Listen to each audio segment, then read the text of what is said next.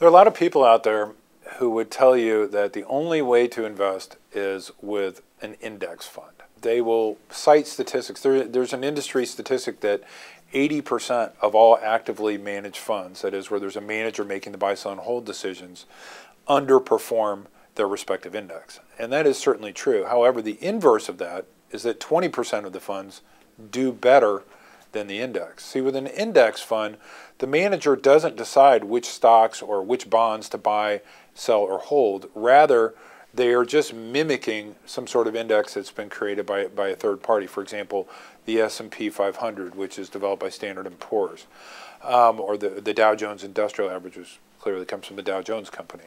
With an actively managed fund, on the other hand, the manager uses his training, his expertise, to decide which stocks to buy, which stocks to sell, and which stocks to hold. And while it's true that if you have an index fund, you know that you'll never do worse than the index, you also know that you'll never do better than the index. And so I contend that when you buy an index fund, you're just accepting mediocrity right off the bat. What we have found is that there are some managers, some people who are in charge of running mutual funds who are better than others, who have this incredible ability to beat their respective index more often than they don't.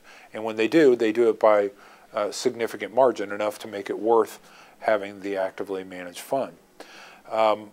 Just like in sports, there are some quarterbacks who are better than others. Just like in medicine, there are some doctors who are better than others. The same thing is true with mutual funds. And if we can go through our screening process, which is very exhaustive, we believe that we can find those managers who give our clients the best chance for superior returns over time.